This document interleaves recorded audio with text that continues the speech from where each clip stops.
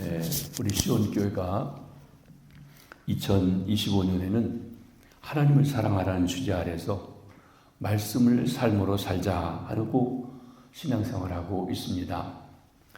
우리 지난 1월 13일부터 지난 주일까지 우리 담임 목사님께서 요한복음 말씀을 통해서 21일간 기도와 금식하며 주 앞에 나가는 말씀들을 주셨습니다. 이번 주 안에는 제가 여러분들과 함께 하나님을 사랑합니다, 내가 주를 사랑합니다 하는 주제 아래서 하나님을 사랑했던 사람들에 대한 이야기, 또 어떻게 주님을 사랑하는 건지, 또 하나님께서 사랑한다고 할 때 무엇은 하지 않아야 되는 건지, 이런 말씀들을 살펴보며 함께 한 주간 은혜를 나누고자 합니다. 오늘은 하나님께서 내 마음에 합한 자라고 말씀하셨던 다윗의 하나님에 대한, 주님에 대한 사랑의 고백을 함께 나눠보려고 합니다. 우리가 본 시편 18편의 말씀은 사무엘하 22장에도 나오는 말씀입니다.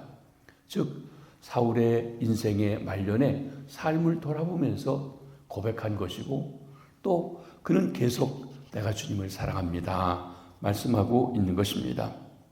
우리의 힘과 능력이 되신 하나님을 온 마음 다해 사랑하는 저와 여러분 되시기 바랍니다. 먼저 하나님은 누구입니까? 다윗은 나의 힘이 되신 여호와여 라고 하나님을 고백하고 있습니다. 왜 다윗은 하나님을 자신의 힘이라고 고백하는 것일까요? 그것은 자신의 인생 가운데서 하나님이 그의 힘 되심을 구석구석에서 경험했기 때문에 그렇습니다. 우리가 잘 아는 것처럼 다윗은 파란만장한 삶을 살았습니다.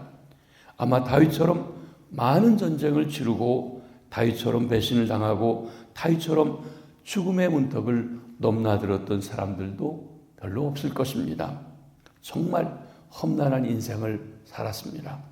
하지만 다윗은 자신이 겪은 수많은 아픔과 전쟁과 배신과 고통을 통해서 정말 그에게 힘이 되고 능력이 되신 것은 하나님이고, 하나님이 그를 도우셨다는 것을 구구절절히 체험하게 되었습니다. 그래서 그는 노래합니다. 나의 힘이신 여호와여.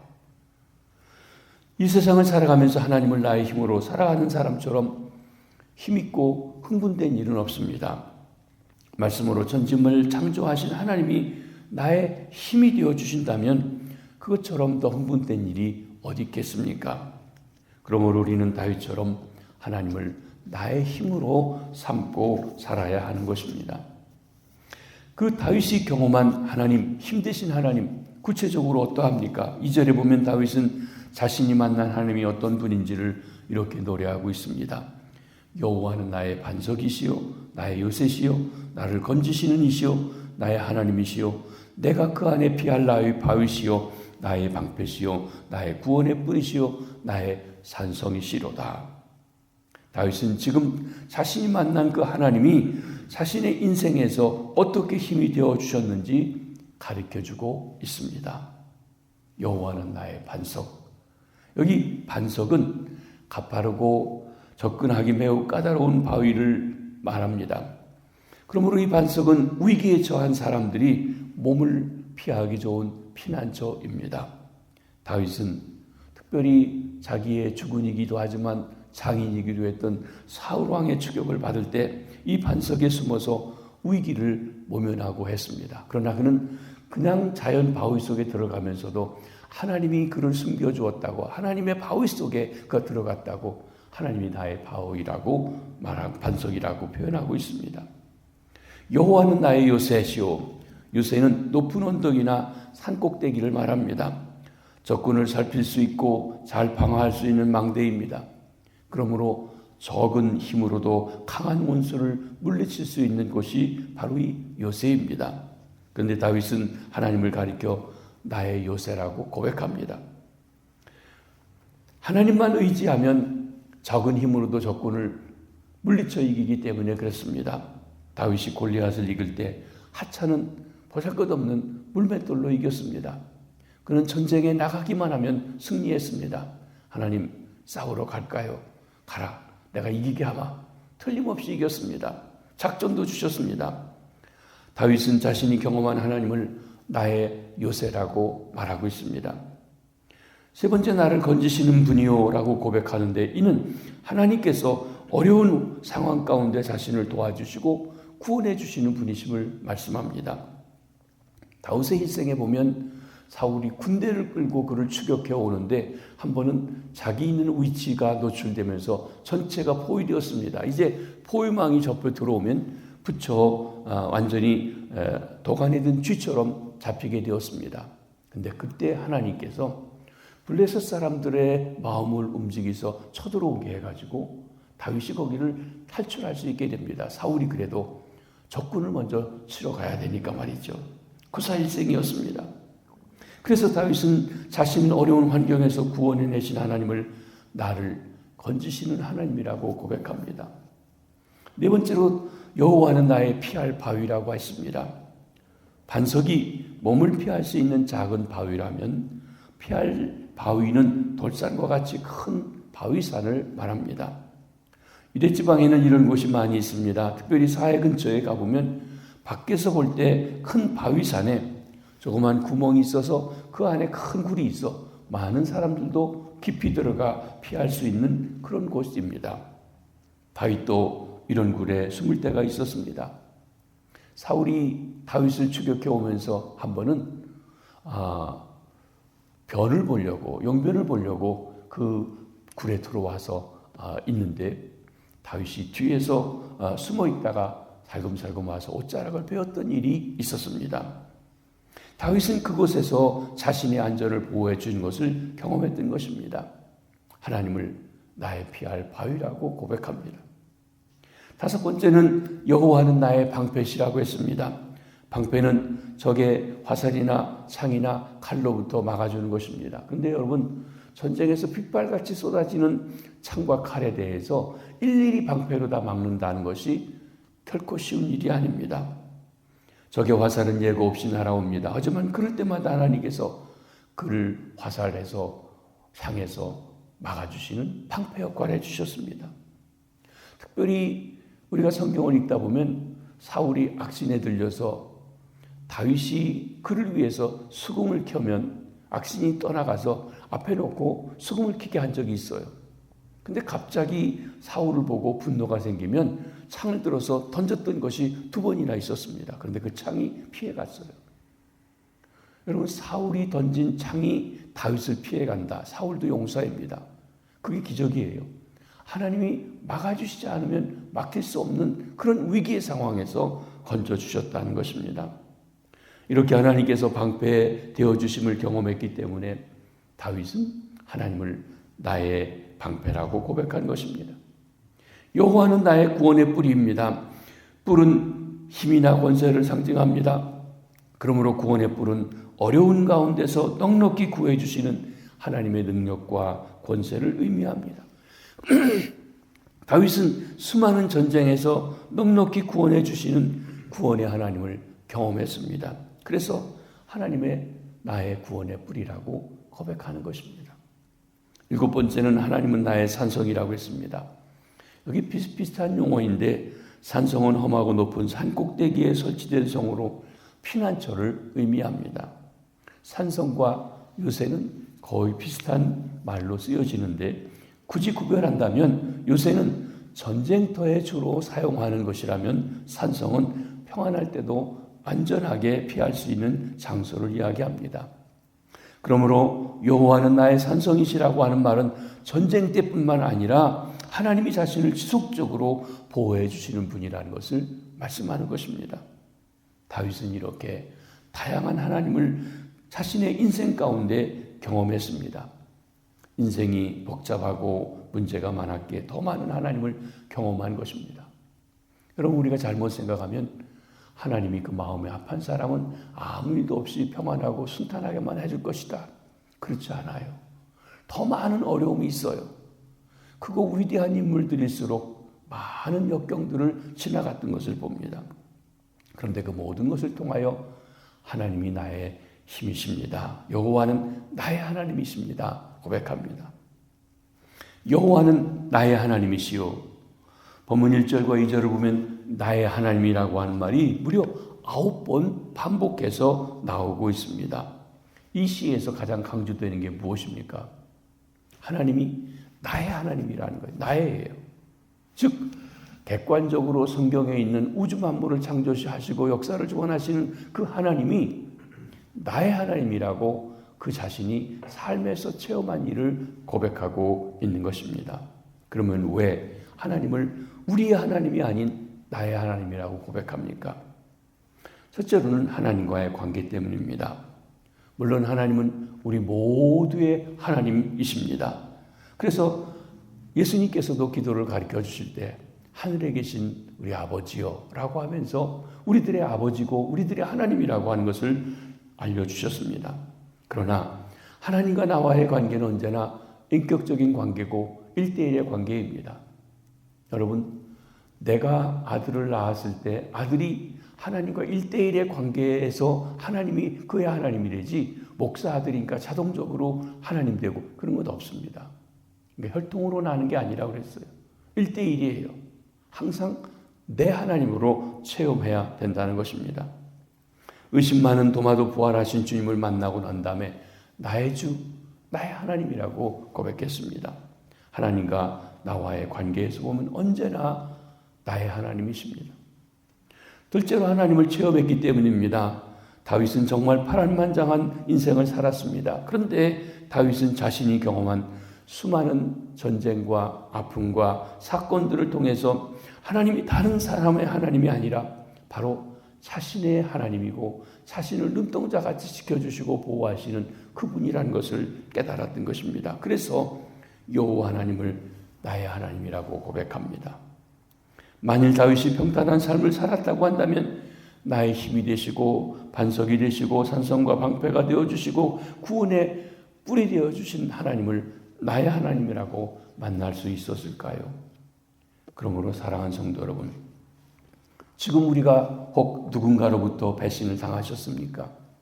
인간적인 외로움과 고독 속에 계십니까? 연약함 때문에 넘어지셨습니까? 스스로 힘으로 해결할 수 없는 문제 가운데 계십니까? 그렇다면 지금 여러분에게도 하나님을 나의 하나님으로 만날 수 있는 기회가 주어진 것입니다. 지금 우리에게 주어진 기회를 놓치지 마시고 하나님이 나의 하나님 되심을 경험할 수 있는 기회가 되시고 고백할 수 있게 되기를 바랍니다. 그러면 우리가 어떻게 하나님을 사랑할 수 있을까요? 우리는 사람을 사랑하는 일을 통해서 볼 때 같은 유추해서 생각할 수가 있습니다. 사랑하면 함께 있고 싶어 합니다. 그렇죠? 하나님을 사랑하면 하나님의 임재 앞에 나가고 싶어 합니다. 예배에 전념하게 되는 것입니다. 우리 목사님이 많이 강조해 주시죠. 저도 역시 마찬가지입니다. 예배가 우리 신앙생활에서 가장 첫째고 중심입니다. 즉 하나님의 임재 앞에 나가 그분을 만나고 경험하는 일입니다. 둘째로 사랑하면 그 사랑의 편지를 읽고 또 읽고 싶어 합니다. 저희가 여러 가지 사정이 있어서 저 군대가 우리 집사람 미국에 오고 갔는데 미국에서 편지를 오면은요 몰래 가지고 가서 사실 보초 쓰면서 보면 안 되는데 다른 때는 볼 데가 없으니까 그걸 꺼내보고 또 보고 또 보고 합니다. 다음 편지가 올 때까지 계속 넣고 다니면서요. 똑같은 얘기인데도 봅니다. 성경은 하나님의 사랑의 편지입니다. 하나님의 말씀을 듣고 읽고 쓰고 연구하고 묵상합니다. 이제 목사님이 곧 우리 성경 읽기를 캠페인을 하신다고 합니다. 작년에도 했습니다. 여러분 우리가 성경을 1년에 최소한 한 번 이상은 읽으셔야 됩니다. 그리고 성경을 많이 읽어야 하나님 말씀의 흐름과 또 그때그때마다 주시는 은혜를 누리게 되어지는 것입니다. 그리고 어려운 환경에서 대처할 수 있는 지혜를 주시는 것입니다. 셋째로 사랑하면 대화하고 싶어 합니다. 기도는 하나님과의 대화입니다. 성경은 우리에게 쉬지 말고 범사에 항상 기도하라고 말씀하시는 것입니다. 넷째로 사랑하면 무엇이고 주고 싶어 합니다. 예배는 하나님 앞에 드리는 시간입니다. 나의 시간, 나의 재능, 나의 재물 무엇이든지 주 앞에 드리고 싶어 하는 것, 드리는 것 그것입니다. 특별히 하나님 앞에 정성을 들여 예물을 드리는 것, 사랑하는 마음의 표현입니다. 다섯째로 사랑하면 자랑하고 싶어 합니다. 하나님을 사랑하며 자랑하는 것이 전도입니다. 하나님은 먼저 믿은 우리를 통해서, 나의 간증을 통해서 이웃들에게 알려지기를 원하고 계신 것입니다. 여섯째로 사랑의 힘으로 어려움을 극복합니다. 하나님을 사랑할 때 하나님께서 힘 주십니다. 다윗은 그의 힘 대신 여호와를 사랑하여 힘을 얻었기에 적군을 향하여 달려나갔을 뿐만 아니라 담을 뛰어넘었다고 했습니다. 제가 29절 다른 말씀도 다 좋지만 29절만 거기 따로 읽었는데 29절에 이렇게 나옵니다. 내가 주를 의뢰하고 적군을 향해 달리며 내 하나님을 의지하고 담을 뛰어넘나이다 그랬습니다. 여기 다윗이 담을 뛰어넘나이다라고 말했지만 이 시에 또 다른 곳에 나오는 사무엘하 22장 30절에는 성벽을 뛰어넘었다라고 나옵니다.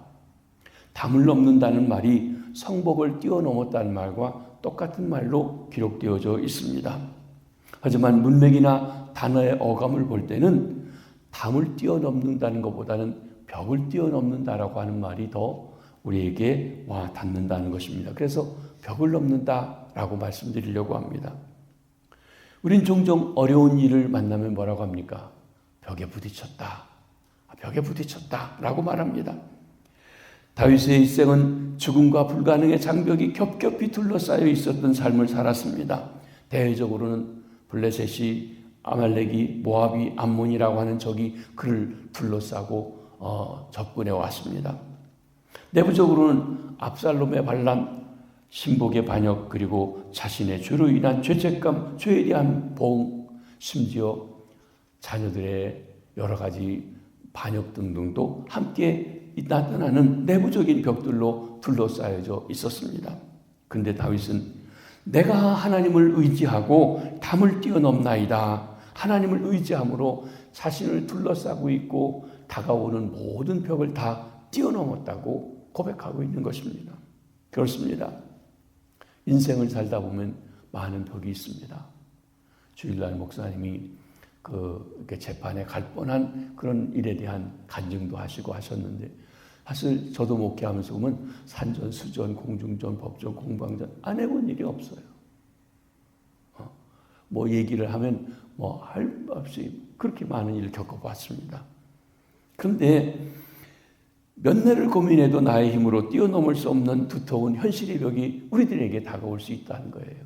한 번 은혜 받았다고 모든 일이 그냥 쭉쭉 가는 거 아니에요. 한 가지가 해결되면 또 다른 일이 우리에게 다가옵니다. 때로는 경제적인 환경이 내 인생의 벽이 될 수도 있고 질병이 내 인생의 벽이 될 수도 있습니다. 그런데 다윗은 말합니다. 나는 하나님을 의지함으로 벽을 뛰어넘었습니다. 그렇습니다. 우리 앞에 있는 벽은 멈추라고 서 있는 것이 아닙니다. 뛰어넘으라는 것입니다. 인생은 장애물 경기와 같습니다. 육상의 장애물 경기를 보면 선수들은 장애물을 뛰어넘는 그 훈련을 거듭거듭하면서 아주 잘 뛰어넘습니다. 신앙생활도 마찬가지입니다. 우리가 만나는 벽은 멈추라고 있는 것이 아닙니다. 뛰어넘으라고 하는 것입니다. 그런데 우리 인생의 장애물을 만나면 너무나 쉽게 멈춰버리는 것을 봅니다. 아니, 하나님께서 그 인생의 장애물을 제거해달라고 합니다. 그런데 하나님은 장애물을 제거해 주실 때도 있겠지만 제거해 주기보다는 야, 너 이거 뛰어넘어. 처음에는 얕은 것에서 좀 높은 것, 더 높은 것, 아주 힘든 것도 뛰어넘어 가라고 그렇게 말씀하시고 계신 것입니다. 하나님은 당신을 의지함으로 두터운 현실의 벽을 뛰어넘으라고 하십니다. 그런데 우리 인생은 벽을 만나면 쉽게 포기하고 주저앉고 그리고 벽을 다 옮겨주면 가겠습니다 말할 때가 많다는 것입니다. 여러분, 포기하는 사람들을 만나보면 나름대로 이유가 있습니다. 환경이 어렵습니다. 분위기가 안 좋습니다. 경제적으로 어렵습니다. 저 사람 때문입니다. 원망합니다. 돈이 없고 시대를 잘못 만나고 부모를 잘못 만났기 때문이라고 합니다. 그러나 그것은 핑계일 뿐입니다. 사랑하는 성도 여러분, 하나님이 나의 힘을 믿는 사람들은 포기하지 않습니다. 언제나 도전합니다. 에이브라함 링컨이 참으로 훌륭한 지도자입니다. 우리가 이번에 47대 대통령을 맞이했는데 아마 47명의 대통령 중에서 미국의 가장 훌륭한 대통령이 누구냐고 묻는다면 틀림없이 1위가 에이브러함 링컨입니다. 그러나 에이브러함 링컨 대통령은 실패를 두려워하지 않고 끊임없이 도전했던 사람입니다. 그는 어머니가 남겨준 성경으로 하나님을 알고 살아가면서 말입니다. 너무 어려운 환경에 자라면서도 선거에 7번을 낙선을 했습니다. 사업도 2번 실패했습니다. 빚을 갚는데 무려 17년이 걸렸다고 합니다. 10살 때 어머니를 잃고 20살 때 누이 사라마저 세상에 떠났습니다. 27세에 결혼할 약속했던 연인 앤 메이가 갑작스럽게 불치의 병으로 세상을 떠났습니다. 42살에 5살 된 둘째 아들을 53살에는 12살 난 셋째 아들을 잃는 아픔을 겪기도 했습니다. 하지만 실패할 때마다 주저하지 않았습니다. 훗날 그가 대통령이 된 후에 한 신문기자가 링컨 앞에 와서 이렇게 물었다고 합니다. 당신의 놀라운 성공과 존경받는 삶의 비결이 어디 있다고 생각하십니까? 그랬더니 그는 서슴없이 이렇게 말했다고 했습니다. 그야 다른 사람보다 실패를 많이 경험했기 때문이지요. 나는 실패할 때마다 실패에 담겨진 하나님의 뜻을 배웠고 그것을 징검다리로 활용했습니다. 사탄은 내가 실패할 때마다 이제 너는 끝장이다라고 속삭였습니다. 그러나 하나님은 내가 실패할 때마다 이번 실패를 거울 삼아 더 큰 일에 도전하라고 하셨습니다. 나는 사탄의 속삭임보다 하나님의 음성에 귀를 기울였습니다. 링컨 대통령은 자신의 인생의 실패를 장애물이 아닌 디딤돌로 삼게 되었습니다. 그 중심의 배후에 하나님을 의지하고 사랑하는 마음이 담겨져 있었던 것입니다. 그는 힘들 때마다 가장 사랑했던 말씀이 로마서 8장 28절이라고 고백합니다.